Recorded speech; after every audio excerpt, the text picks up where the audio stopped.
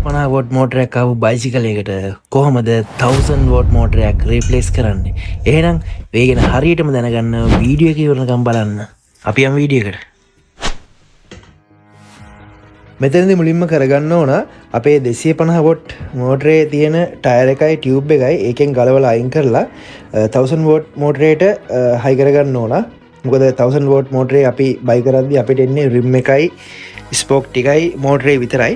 අපිට tube tyre වෙනම එන්නේ නැහැ. ඒ නිසා ටියුබ් එකයි ටයර් එකයි දාද්දී ඔයගොල්ලෝ සැලකිලිමත් වෙන්න ඕන විශේෂම දෙයක් තමයි මේ මෝටර් වයර් එක මෝටරේ වයර් එක මේ පළුදු කරගන්න එපා. එහෙම වුණොත් ඒක ඩැමේජ් වුණොත් අනිවාර්යෙන්ම මේ කවුලක් එහෙම වුණොත් අපිට සම්පූර්ණයෙන්ම රීප්ලේස් කරන්න සිද්ධ වෙනවා. ඉතින් මෙතනදී අපි කරගන්නේ මේකට ඩිස් එක හයි කරගන්න එක. ඩිස් එකත් අපිට මෝටරේ එක හම්බෙන්නේ නැහැ. ඒක අපි සෙපරේට් තමයි ගන්න ඕන. පරණ බයික් එකේ තිබුණ පරණ මෝටරේ තිබුණ ඩිස් එක දාන්න එපා. අනිවාර්යෙන්ම මම රෙකමන්ඩ් කරන්නේ අලුත් ඩිස් එකක් මේකට දාගන්න. ඒක ගොඩක් හොඳයි. මොකද බ්‍රේක් අනිවාර්යෙන්ම හොඳින් තියෙන්න ඕන. මොකද මේක පරණ මෝටරේට වඩා ටිකක් පවර්ෆුල් හින්දා ටිකක් නෙමෙයි ගොඩක් පවර්ෆුල්. ඒ නිසා අනිවාර්යෙන්ම බ්‍රේක් ගැන ගොඩක් සැලකිලිමත් වෙන්න. ඔයා මෝටරේ අප්ග්‍රේඩ් කරනවා නම් අනිවාර්යෙන්ම. ඉතින් මේ විදිහට මෝටරේ අපි ඩිස් එකත් හයි කරලා ඉවර වුණාට පස්සේ අපි මේ විදිහට බයික් එකට හයි කරගන්නවා.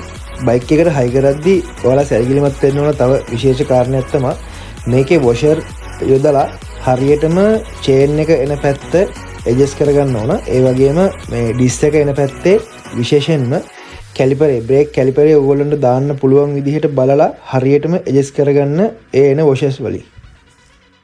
ඉතින් මේ විදිහට තමයි ඔයගොල්ලන්ට බලා ගන්න හම්බෙන්නේ අවුට්ලුක් එක. මෙන්න මේ වයර් එක සම්පූර්ණයෙන්ම ඉන්සුලේෂන් එක ගහලා මේ බොක්ස් එක අස්සර ගන්න ඕන. අපි බලමු දැන් කොහොමද ඉන්සුලේෂන් එක ගහන්නේ කියලා. ඉතින් මේ මෝටරේ වයර් එක අපිට එළියට ඇවිල්ලා තියෙන්නේ ඩිස් එක තියෙන පැත්තෙන්. ඒ නිසා අපි ගොඩක් සැලකිලිමත් වෙන්න ඕන ඩිස් එකේ වදින්න නැතුව වයර් එක ඉන්සුලේෂන් කරගන්න. ඉතින් මේකේ කන්ට්‍රෝල් එක ගැන කතා කරනවා නම් මම මේකට තෝරගත්තේ ඇම්පියර් 22ක ෂයින් වේව් කන්ට්‍රෝල් එකක්. මොකද 1000 වෝට් මෝටරයක් දුවන්න අනිවාර්යෙන්ම අවම වශයෙන් ඇම්පියර් 22ක්වත් තියෙන්න ඕන.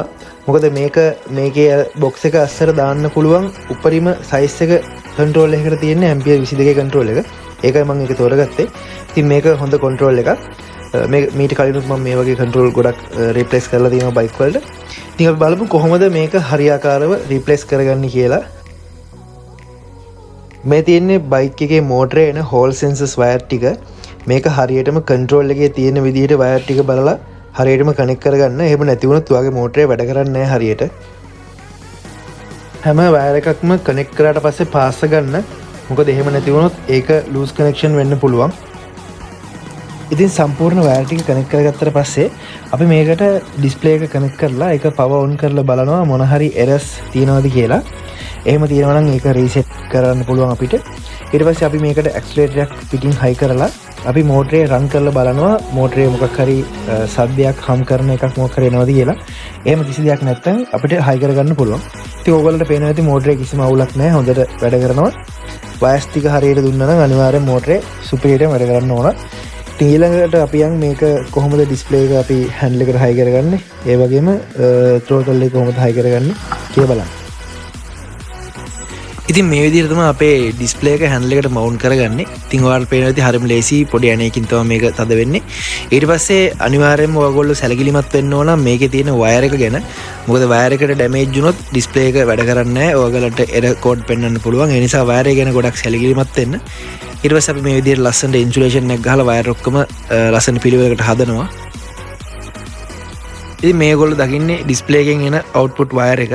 මේක අපි මාස්ටර් බොක්ස් එක ඇතුළට ගන්න ඕන. මේ මාස්ටර් බොක්ස් එක ඇතුලේ තමයි අපේ වයරින් එකයි අපේ කන්ට්‍රෝල් එකයි සම්පූර්ණයෙන්ම තියෙන්නේ. ඉතින් මේක ASCII හැම වයර් එකක්ම වගේ ඕගොල්ලෝ පාස් කරගෙන ටේප් කරගන්න. ඒක තමයි හොඳම දේ. ටේප් නැත්නම් ඕගොල්ලෝ ඉන්සුලේෂන් හීට් සින්ක් ටියුබ් එකක් හරි දාගන්න. ඒක කිසි ප්‍රශ්නයක් නැහැ. මම නම් කරන්නේ මෙතනදී හැම වයර් එකක්ම පාස්සලා හොඳට ටේප් ගහ ගන්නවා. ඒක තමයි ගොඩක් සේෆ්.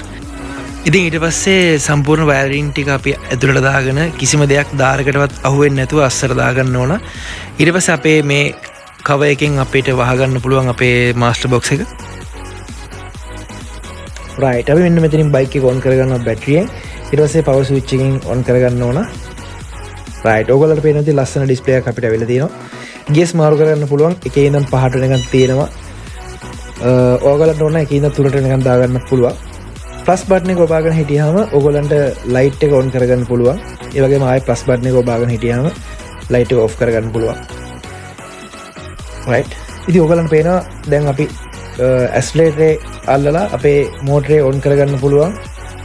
තවදුරටත් පැඩල් එකකින් යන්න ඕනේ අපිට ඇස්ලරේටර් එකක් තියෙනවා බයික් එකට.